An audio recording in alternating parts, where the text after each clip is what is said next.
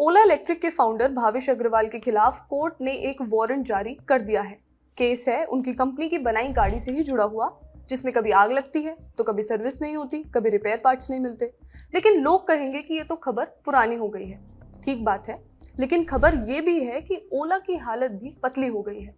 Market में हालत खराब है और जानकार कह रहे हैं कि अगर पैसा लगाना है तो सोच समझकर लगाओ, क्योंकि किसी को पता नहीं है कि ये गिरावट का सिलसिला कहाँ जाकर रुकेगा।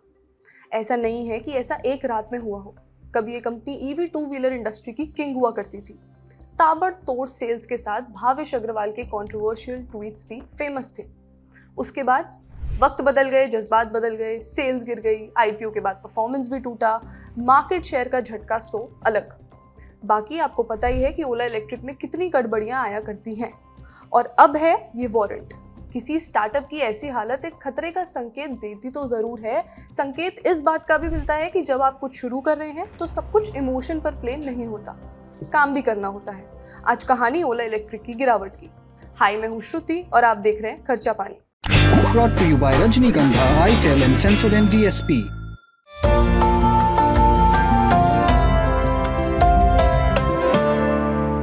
गोवा का जो साउथ वाला पार्ट है यानी साउथ गोवा, उसके district consumer disputes redressal commission यानी उपभोक्ता विवाद निवारण आयोग ने भाविश अग्रवाल के खिलाफ एक जमानती वारंट जारी किया है। वजह यह है कि भाविश एक कंज्यूमर केस की सुनवाई में पेश नहीं हुए, जबकि कोर्ट ने उन्हें हाजिर होने का आदेश दिया था। सबसे पहले वारंट वाली बात। दरअसल गोवा में रहने वाले प्रीतेश चंद्रकांत घाड़ी नाम के व्यक्ति ने जनवरी 2026 में एक शिकायत दर्ज कराई थी। आरोप थे कि उन्होंने अपनी ओला इलेक्ट्रिक स्कूटर मरम्मत के लिए गोवा के वास्को में मौजूद ओला के डीलर को दी थी, लेकिन उसके बाद स्कूटर का कोई अता पता ही नहीं है। जनवरी में हुई सुनवाई के दौरान जब कोर्ट ने ओला की तरफ से पेश वकील से पूछा कि स्कूटर कहाँ है, तो वकील ने साफ कहा कि वो इस बारे में कोई क्लियर जानकारी नहीं दे सकते। कोर्ट ने कहा कि जब कस्टमर ने स्कूटर कंपनी को दिया था और अब उसकी लोकेशन ही पता नहीं है, तो कंपनी के सीईओ और फाउंडर भाविश अग्रवाल को खुद कोर्ट में आकर बताना होगा कि बाइक कहाँ गई और अब तक वापस क्यों नहीं की गई। कोर्ट ने भाविश अग्रवाल को 4 फरवरी को पेश होने का नोटिस दिया, लेकिन 4 फरवरी को भी कोर्ट में पेश नहीं हुए।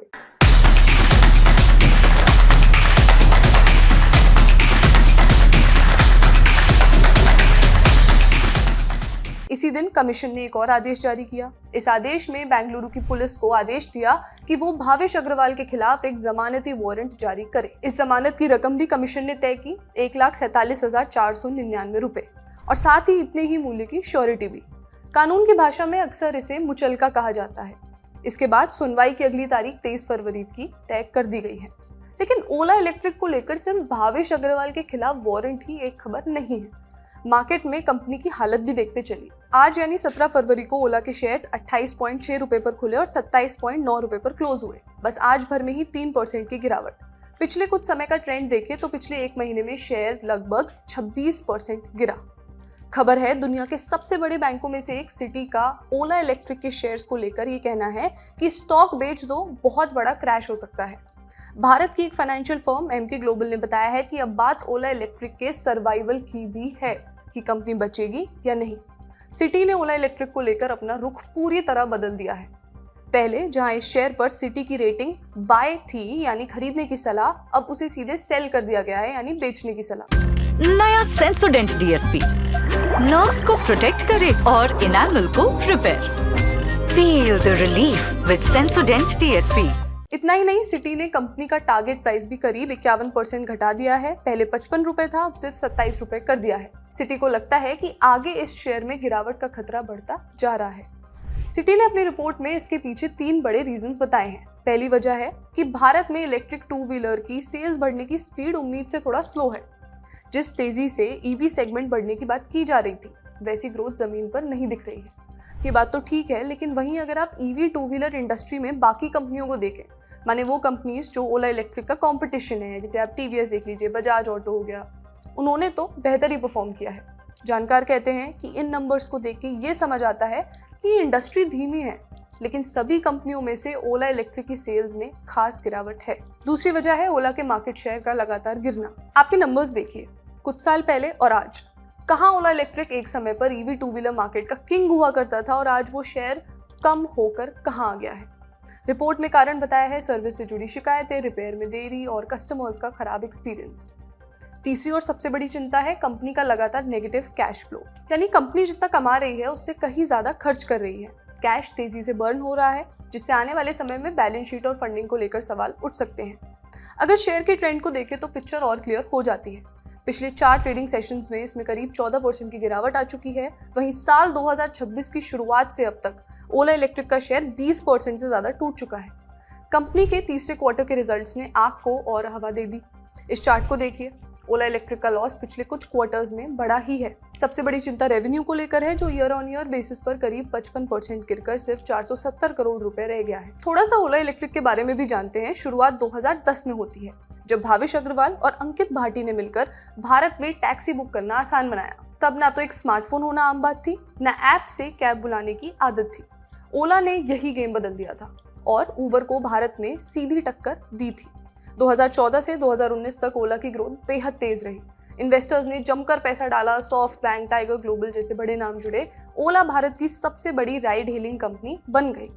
फिर बारी आई ओला के इलेक्ट्रिक व्हीकल की। 2021 में ओला ने इलेक्ट्रिक स्कूटर सेगमेंट में जोरदार एंट्री मारी।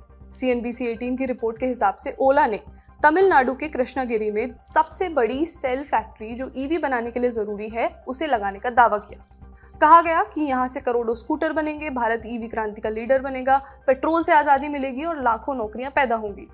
शुरुआत में सब कुछ बहुत शानदार लगा। ओला S1 और S1 Pro लॉन्च हुए, भारी बुकिंग हुई, मार्केट शेयर 50% से ऊपर चला गया। कुछ समय के लिए ओला भारत की सबसे बड़ी इलेक्ट्रिक 2 व्हीलर कंपनी बन गई। लेकिन यहीं से मुश्किलें भी शुरू हुई। BBC की रिपोर्ट के हिसाब से कस्टमर्स की शिकायतें आने लगी, जैसे स्कूटर की क्वालिटी। हमने आपको खर्चा पानी के एक पुराने एपिसोड में इसको डिटेल में भी बताया है। बैटरी से जुड़ी दिक्कतों की बात आने लगी, अचानक आग लगने की घटनाएं और सबसे बड़ी समस्या खराब सर्विस नेटवर्क। कई लोगों का कहना था कि स्कूटर खराब होने पर महीनों तक सर्विस नहीं मिलती, रिपेयर पार्ट्स नहीं मिलते और हेल्पलाइन पर कोई भी ढंग का जवाब नहीं मिलता। धीरे धीरे सरकारी एजेंसियां भी एक्टिव हुई। कंज्यूमर अफेयर्स डिपार्टमेंट से लेकर राज्य सरकारों तक कई जगहों से ओला को नोटिस मिले। गोवा की गवर्नमेंट ने तो एक समय ओला स्कूटर के रजिस्ट्रेशंस पर रोक लगा दी थी, क्योंकि लगातार शिकायतें मिल रही थी कि ग्राहकों को समय पर सर्विस नहीं मिल रही। इन सब का असर कंपनी की बिक्री पर भी पड़ा। TVS और बजाज जैसी पुरानी कंपनियों ने उसे पीछे छोड़ दिया। इसी बीच कंपनी शेयर बाजार में भी उतरी। उम्मीद थी कि एक IPO होगा तो उसके बाद इन्वेस्टर्स का भरोसा बढ़ेगा, लेकिन हुआ एकदम उल्टा। लगातार खराब परफॉर्मेंस, बढ़ता घाटा, सर्विस से जुड़ी बदनामी और कंपटीशन के चलते शेयर प्रेशर में आ गए। ओला अब बैटरी स्टोरेज, डेटा सेंटर और आर्टिफिशियल इंटेलिजेंस जैसे नए सेक्टर्स की बात कर रही है। अब ये तो समय ही बताएगा कि यहाँ से बात कहाँ जाएगी। क्या आपके इससे जुड़े कुछ किस्से हैं? हमें कमेंट्स में ज़रूर बताइए। और सुनिए एक और ज़रूरी बात, मुस्कुरा रहे हैं हम और मुस्कुराइए आप, क्योंकि लखनऊ में होने जा रहा है ललन टॉप अड्डा। सितारों के साथ दिल खोलकर होंगी बातें, धमाकेदार परफॉर्मेंस और विशुद्ध आनंद। 22 फरवरी को पहुंचिए जुपिटर हॉल, इंदिरा गांधी प्रतिष्ठान, लखनऊ। एंट्री सुबह 11 बजे से शुरू होगी। फ्री रजिस्ट्रेशन के लिए क्लिक कीजिए thelalantop.com वेबसाइट पर दिए गए बैनर पर और पहुंचिए लखनऊ के सबसे जबरदस्त अड्डे में। आज का खर्चा पानी यहीं तक। अपना ख्याल रखिए और देखते रहिए द ललन टॉप। शुक्रिया। पता है हीर ने रांझा से क्या कहा, पता है शिरीन ने फरहाद से क्या कहा, पता है रोमियो ने जूलियट से क्या कहा, पता है पता नहीं किससे क्या कहा। सबने एक ही बात कही थी, कहा था कि 22 फरवरी को सुबह 11 बजे लखनऊ के इंदिरा गांधी प्रतिष्ठान पहुंच जाओ। वहां पे जुपिटर हॉल में ललन टॉप का अड्डा सजा मिलेगा। बहुत अच्छे से तैयार होके पानी की बोतल लेके आना है, क्योंकि वहां पे गमछा मिलेगा, वहां मग्गा मिलेगा, वहां तकिया मिलेगा, वहां हम मिलेंगे, वहां ये मिलेंगे, वहां वो मिलेंगे, वहां पे कमाल के मेहमान मिलेंगे। क्योंकि फिर से कॉल टू एक्शन कहा जाता है इसको सेल्स वालों की भाषा में, इसलिए फिर से बोल रहा हूं। आइए हमारे ललन टॉप अड्डे में, जो है 22 फरवरी को सुबह 11 बजे लखनऊ के इंदिरा गांधी प्रतिष्ठान के जुपिटर हॉल में। एंट्री एकदम फ्री है। पहले आओ पहले पाओ के आधार पे सीट मिलेगी। एकदम आगे वाली सीट चाहिए तो आपको एक काम करना है, हमारी वेबसाइट है thelalantop.com, बड़ी मेहनत से बनाई है। अगर उस वेबसाइट पर जाएंगे तो ऊपर एकदम चमचमाता हुआ बैनर मिलेगा, बैनर पे क्लिक करिएगा। क्लिक करने के बाद एक फॉर्म खुलेगा, भर दीजिए, आ जाइए ललन टॉप अड्डा में। हजरात हजरात हजरात, गाना बजा।